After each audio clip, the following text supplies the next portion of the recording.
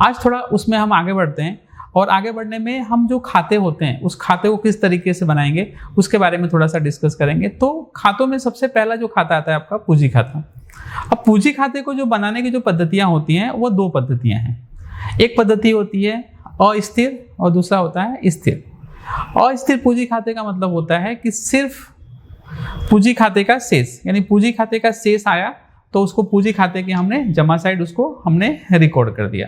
तो पूंजी खाते में सभी प्रकार की असर उसी में आएगी। पूंजी खाते की जो भी असर है वो प्लस चालू खाते का जो चालू खाते के संबंधित मीन्स हम कह सकते हैं कि जो भी समायोजन की जो असरें होंगी वह सभी क्या होंगे अस्थिर पूंजी खाते में आएंगे। यानी पार्टनर्स क्या लेके आ रहा है, पार्टनर्स को क्या मिल रहा है, वो सभी क्या होता है अस्थिर पूंजी खाते में आएगा।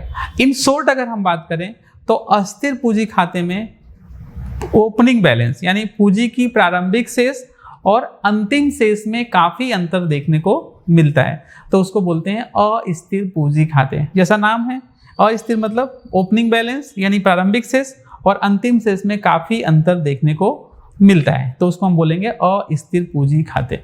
ठीक है। दूसरा होता है स्थिर पूंजी खाते। तो स्थिर पूंजी खाते का जैसा नाम है वैसा उसका काम है। स्थिर पूंजी खाते में सिर्फ पूंजी खाते की असर दी जाती है, यानी पूंजी अगर साझेदार पूंजी लेके आता है उसी का असर दिया जाता है, पूंजी के अलावा कोई असर दिया नहीं जाता है। तो कंक्लूजन यानी सारांश में हम कह सकते हैं कि इसमें पूंजी खाते की प्रारंभिक शेष और अंतिम शेष में कोई अंतर देखने को नहीं मिलता है। जब यह कंडीशन आता है क्वेश्चन में तो उसमें 2 खाते बनते हैं। जैसे कि पूंजी खाता बनेगा तो पूंजी खाते में सिर्फ पूंजी का असर और चालू खाते में सिर्फ क्या होगा, जो भी समायोजन की असर होंगी वो सभी चालू खाते में हम दर्शा देंगे। अब क्वेश्चन ये है कि ये जो चालू खाता हमने बनाया, चालू खाते कहाँ से आ गया, चालू खाते का एग्जिस्ट कहाँ से आया। तो सवाल में अगर आपका ट्रायल बैलेंस है, सकल तलपट है, उस सकल तलपट में चालू खाते का शेष दिया है तो आपको चालू खाता बनाना पड़ेगा। और अगर चालू खाते का शेष न दिया हो तो क्या बनाएंगे, हम अस्थिर पूंजी खाते के अनुसार क्या करेंगे, खाते तैयार करेंगे। क्लियर हुआ। तो एक बार मैं फिर से जल्दी रिवाइज करा देता हूं। तो जो पूंजी खाते साझेदारों को जो पूंजी खाते हम बनाएंगे तो उसके 2 खाते होते हैं। पहला होता है अस्थिर पूंजी खाते।